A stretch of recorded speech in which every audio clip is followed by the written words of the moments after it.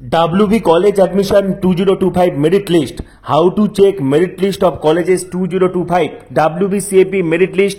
এই মুহূর্তের অত্যন্ত গুরুত্বপূর্ণ তথ্য, কলেজে ভর্তির মেরিট লিস্ট 2025।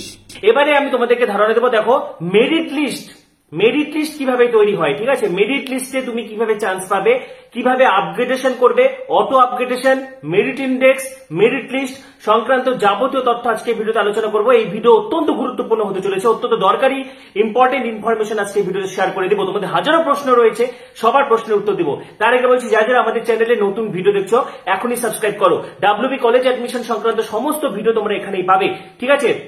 সেই জন্য এখনই সাবস্ক্রাইব করো, পাশে থাকা বেল আইকনটি প্রেস করে দাও এবং ভিডিওটি প্রচুর প্রচুর প্রচুর শেয়ার করে দাও, ঠিক আছে? যারা যারা এই বিষয়গুলো বুঝতে পারছো না, একদম অত্যন্ত গুরুত্বপূর্ণ, ঠিক আছে? তো মেরিট লিস্ট কি? দেখো, কলেজের এলিজিবিলিটি ক্রাইটেরিয়া অনুযায়ী তোমরা তোমাদের পছন্দ মতো চয়েস সাজিয়ে দিয়েছো। কেউ 25টা দিয়েছো, কেউ 20টা দিয়েছো, বা কেউ 12টা দিয়েছো। তোমরা তোমাদের পছন্দ মতো কলেজ সাজিয়েছো। তাই বলে সবাই কিন্তু সব কলেজে চান্স পেয়ে যাবে না, ঠিক আছে? প্রত্যেকটা কলেজে মেরিট লিস্ট তৈরির একটা নিয়ম রয়েছে। সেই অনুযায়ী তোমার স্কোরটা ক্যালকুলেট হবে, যেটাকে মেরিট ইন্ডেক্স বলা হচ্ছে বা মেরিট স্কোর বলা হচ্ছে, ঠিক আছে? সেক্ষেত্রে তোমাদেরকে জানিয়ে রেখে, এটা এক একটা ইউনিভার্সিটির ক্ষেত্রে এক এক রকম। কোথাও কোথাও বেস্ট অফ 4 দেখা হচ্ছে, কোথাও কোথাও বেস্ট অফ 4 এর সাথে, ঠিক আছে, ইংরেজি নম্বরটা দেখা হচ্ছে, কোথাও কোথাও বেস্ট অফ 5 এর সাথে যে সাবজেক্টে অনার্স নিবে সেটার নম্বর দেখা হচ্ছে, কোথাও কোথাও বেস্ট অফ 5 এর সাথে যে সাবজেক্ট অনার্স নিবে তার সাথে সবগুলো যোগ করে 6 দিয়ে ভাগ করা হচ্ছে, কোথাও বেস্ট অফ 4 এর সাথে যে সাবজেক্টে অনার্স নেবে সেটা আরো 3 বার যোগ করা হচ্ছে, ইত্যাদি। এক একটি বিশ্ববিদ্যালয়ের অধীনস্থ কলেজে মেরিট লিস্টের এক এক রকম নিয়ম রয়েছে।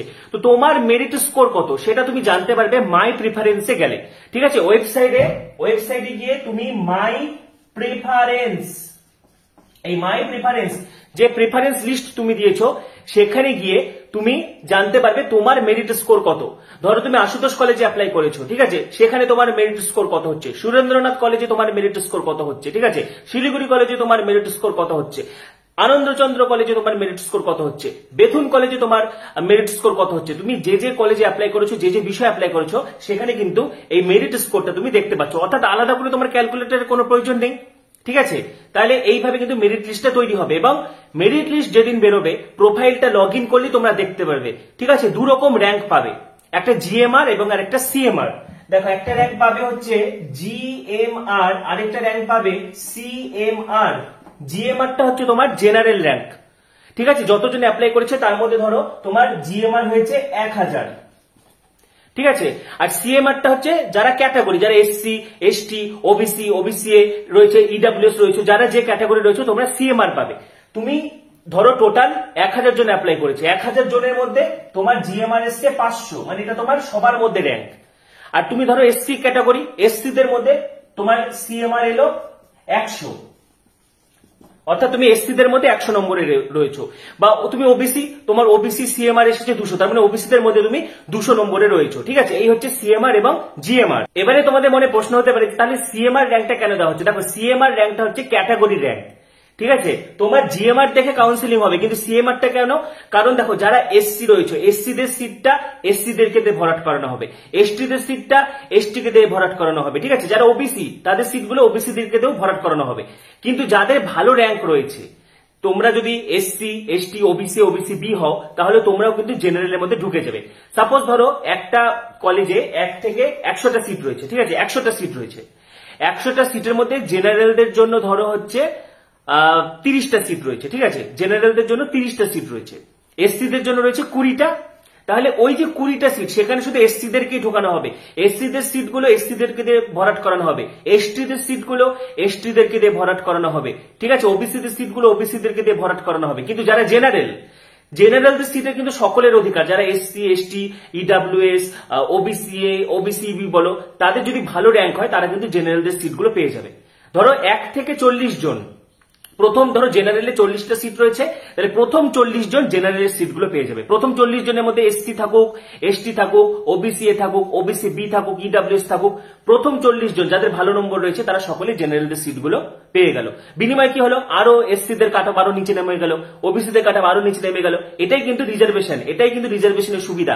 এর ফলে কম নাম্বারেও কিন্তু রিজার্ভ ক্যাটাগরিরা অনেক ভালো ভালো সিট পেয়ে যায়, ঠিক আছে? এবং এটা রিজার্ভেশনে এই নিয়মটাই ফলো করা হয়। সুতরাং SC, ST, OBC, OBC B, EWS EWS reserve ক্যাটাগরিদের জন্য কিন্তু একটা বড় সুযোগ। পাশাপাশি এক্ষেত্রে অত্যন্ত একটি গুরুত্বপূর্ণ বিষয়, দেখো যেহেতু আমি জিএমআর এবং সিএমআর এর ব্যাপারটা বললাম এবং কাস্ট ভিত্তিক রিজার্ভেশন, যেটা ঠিক আছে রিজার্ভেশন ওয়াইজ যে সিটগুলো থাকে, তো এটা কিন্তু পুরোপুরি এখন বিশেষ করে যেটা ওবিসি ক্যাটাগরির ক্ষেত্রে এটা সুপ্রিম কোর্ট এবং হাইকোর্টের বিচারাধীন বিষয় এবং রাজ্য সরকার ইতিমধ্যে উদ্যোগ নিয়েছিল, কিন্তু সেটি কিন্তু স্টে হয়ে গেছে এবং সুপ্রিম কোর্টে হিয়ারিংয়ের পরে কিন্তু একটা জাজমেন্ট আসবে, তারপরে সেটা হবে, ঠিক আছে। কিন্তু যারা এসসি আছো এসটি আছো তোমরা কিন্তু সেই সুবিধা পাবে, তোমাদের কোনো প্রবলেম নেই। তো নতুন করে যারা এই মুহূর্তে ফর্ম ফিল আপ করছে তাদের ক্ষেত্রে তো ক্যাটাগরি ডিটেলস লাগছে না, বা যারা আগে যারা করে ফেলেছে তাদেরকেও এডিট করে নিতে হবে, কিন্তু পরবর্তীতে কিন্তু এসসি এসটির সুবিধা পাবে এবং যদি ওবিসি সমস্যা না মেটে সেক্ষেত্রে এসসি এসটির সুবিধা পাবে, কিন্তু ওবিসি সমস্যা মিটে গেলে তারপরে তো সকলেই এডিট উইন্ডো পাবে, কোনো টেনশন নেই, ঠিক আছে।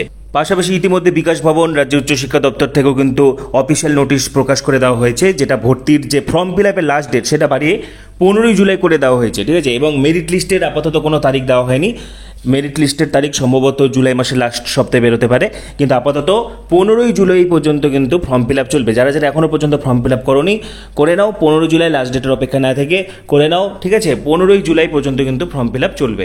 এবারে আসছি অ্যালটমেন্ট এবং অটো আপগ্রেডেশন, ঠিক আছে। দেখো অটো আপগ্রেডেশন কি জিনিস, মেরিট লিস্ট যেদিন বেরোবে সেদিন থেকে তোমরা অ্যাডমিশন নিতে পারবে।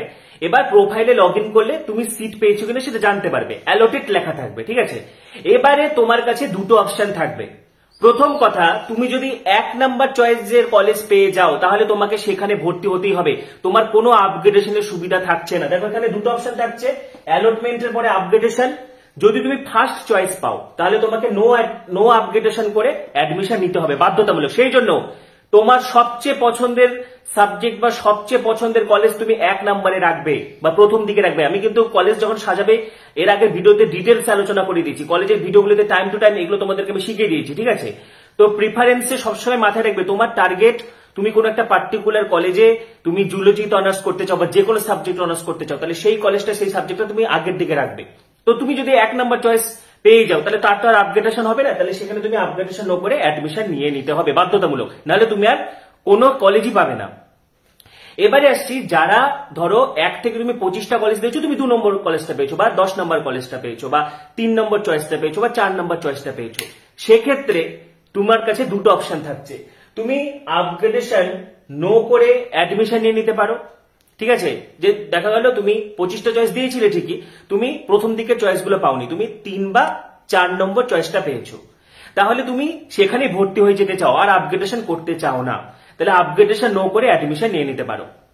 কিন্তু তোমার কাছে আরো দুটো অপশন থাকছে। কি অপশন থাকছে, তুমি আপগ্রেডেশন ইয়েস করে অ্যাডমিশন নিতে পারো, যে তুমি আপাতত ধরো তুমি 10টা কলেজ দিয়েছো, তুমি 5 নম্বর কলেজটা পেয়েছো, তুমি 5 নম্বর কলেজে ভর্তি হয়ে গেলে আপগ্রেডেশনটা ইয়েস করলে, অর্থাৎ পরে যখন আরেকটা লিস্ট বেরোবে তখন তুমি 1 থেকে 4 পর্যন্ত কলেজ পেতে পারো। বা ধরো তুমি 9 নম্বর কলেজ পেয়েছো, তাহলে তুমি কি করলে, যে আমি এখানেই ভর্তি হয়ে গেলাম কিন্তু আপগ্রেডেশনটা অন করে রাখলাম, তাহলে তোমার সুযোগ থাকছে পরবর্তীতে 1 থেকে 8 পর্যন্ত কিন্তু কলেজে ভর্তি হওয়ার, ঠিক আছে। সেক্ষেত্রে আমি বলবো যারা পছন্দের কলেজ নাও পাও তাও তোমরা ভর্তি হয়ে যাবে, ঠিক আছে। আপগ্রেডেশন ইয়েস করেই ভর্তি হবে, আপগ্রেডেশন নো করার কোনো দরকার নেই। আপগ্রেডেশন নো করে তুমি দেখো এখানে দুটো অপশন থাকছে, যারা 1 নাম্বার চয়েস পাবে তাদেরকে তো নো করতে হচ্ছে, যারা 1 নাম্বার চয়েস পাবে না তাদের দুটো অপশন থাকবে। তুমি আপগ্রেডেশন ইয়েস করে অ্যাডমিশন নিয়ে নিতে পারো, সেক্ষেত্রে পরবর্তীতে তোমার উপরের চয়েস গুলো পাওয়ার চান্স থাকবে। আবার ঠিক করতে পারো আপগ্রেডেশন ইয়েস করে নো অ্যাডমিশন, আপগ্রেডেশনটার জন্য তুমি ইয়েস করে অপেক্ষা করতে পারো পরের লিস্টের জন্য। এখানে আমি বলবো কেউ অপেক্ষা করবে না, তুমি যে চয়েসেরই কলেজ পেয়ে যাও, যে চয়েস তোমার অ্যালটমেন্ট আসুক তুমি অ্যাডমিশন নিয়ে নিবে, ঠিক আছে। টাকাটা মার যাবে না। ধরো তুমি প্রথমবার তোমার 9 নাম্বার চয়েসে কলেজ এসেছে, ঠিক আছে, তুমি 9 নাম্বার চয়েসটা পেয়েছো, এবার স্বাভাবিকভাবেই তুমি 1 থেকে 8 নম্বর চয়েসটা পেতে চাও, তাহলে সেক্ষেত্রে তোমাকে কি করতে হবে, তুমি আপগ্রেডেশন ইয়েস করে অ্যাডমিশন নিয়ে নিলে, ঠিক আছে। আপগ্রেডেশন ইয়েস করে অ্যাডমিশন নিয়ে নিলে, ধরো তোমার 4000 টাকা লাগলো, ঠিক আছে, 4000 টাকা লাগলো। এবার পরে যখন লিস্ট বেরোলো আরেকটি আপগ্রেডেশনের যখন রেজাল্ট বেরোলো তখন দেখা যাচ্ছে তুমি 2 নাম্বার বা 3 নাম্বার কলেজটা পেয়ে গেছো, তাহলে তুমি স্বাভাবিকভাবে যেতে চাইবে কারণ তোমার উপরের পছন্দের কলেজগুলো তুমি দিয়েছিলে, তাহলে সেই ক্ষেত্রে দেখা গেল সেই কলেজে 5000 টাকা ফ্রি, তাহলে এক্সট্রা যে 4,000 তুমি আগে দিয়েছিলে সেটা তোমাকে পেমেন্ট করতে হবে না, মাত্র 1,000 পেমেন্ট করলেই হবে। বা ধরো আগে তুমি 4,000 টাকাতে ভর্তি হয়েছিলে, নতুন তুমি যে কলেজটা পেলে সেখানে তোমার 4,500 টাকা, তাহলে তোমাকে মাত্র 500 টাকা দিতে হচ্ছে। অর্থাৎ এক্ষেত্রে কিন্তু কোনো অ্যাডমিশন ক্যান্সেল করার কোনো ব্যাপার থাকছে না। আগে কি হতো, এটাই কিন্তু সেন্ট্রালাইজড অ্যাডমিশনের মূল সুবিধা। আগে কি হতো, আলাদা আলাদা কলেজে আলাদা আলাদা মেরিট লিস্ট বেরোতো, ঠিক আছে, প্রত্যেকটা ওয়েবসাইটে মেরিট লিস্ট বেরোতো, কোন একজন ক্যান্ডিডেট ভর্তি হয়ে যেত টাকা দিয়ে, পরে অন্য কলেজে ভর্তি হতো, তখন সেই টাকাটা রিফান্ড পেতে অনেক প্রবলেম হতো, অনেকে রিফান্ড পেতেও না, ঠিক আছে, অনেক ঝামেলা ছিল। কিন্তু এবছর সেই ঝামেলা থাকছে না।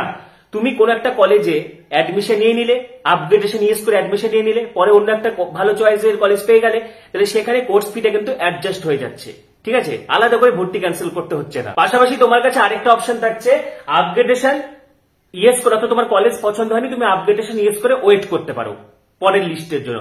সেক্ষেত্রে কিন্তু রিস্ক ফ্যাক্টর হয়ে যাবে। সুতরাং প্রথমেই যে কলেজটা পাবে সেখানে ভর্তি হয়ে যাবে, ভর্তি হয়ে তুমি আপগ্রেডেশন ইয়েসটা অন করে রাখো, কোনো তো সমস্যা নেই। তোমার যে কলেজটাতে অ্যাডমিশন হচ্ছে সেটা থেকেই যাচ্ছে, পরে ভালো কলেজ পেলে তুমি চলে যেতে পারছো, কোর্স ফিটাও অ্যাডজাস্ট হয়ে যাচ্ছে, ঠিক আছে। তো এটাই কিন্তু অটো আপগ্রেডেশনের ব্যাপার, ঠিক আছে। তো আমি কিন্তু ডিটেলসে কিন্তু তোমাদেরকে বলে দিলাম কিভাবে মেরিট লিস্ট তৈরি হবে, তোমার কিভাবে মেরিট স্কোরটা তুমি চেক করতে পারবে, ঠিক আছে, মেরিট লিস্ট বেরোনোর পরে কি প্রসেস রয়েছে, আপগ্রেডেশন কিভাবে করতে হয়, ডিটেলস কিন্তু আজকের ভিডিওতে আমি আলোচনা করে দিয়েছি। তোমাদের আরো কোনো জানার থাকলে কমেন্টে অবশ্যই জানাবে। পাশাপাশি পরবর্তী ভিডিওগুলির জন্য এখনই সাবস্ক্রাইব করো, পাশে থাকা বেল আইকনটা অবশ্যই প্রেস করো এবং ভিডিওটি প্রচুর প্রচুর প্রচুর শেয়ার করে দাও। এবং আমাদের টেলিগ্রাম গ্রুপে যুক্ত হয়ে যাও, ডেসক্রিপশনে দেখো টেলিগ্রাম গ্রুপের লিঙ্ক দেওয়া রয়েছে, সেটি ক্লিক করে যুক্ত হয়ে যাও। ডেসক্রিপশনে ফেসবুক, ইনস্টাগ্রাম আইডি দেওয়া রয়েছে, সেখান থেকে আমার সঙ্গে সরাসরি যোগাযোগ করতে পারবে। তো পরবর্তী ভিডিওগুলির জন্য সাবস্ক্রাইব করো, পাশে থাকা বেল আইকনটা অবশ্যই প্রেস করো এবং ভিডিওটি প্রচুর প্রচুর প্রচুর শেয়ার করে দাও। সবাইকে অসংখ্য ধন্যবাদ।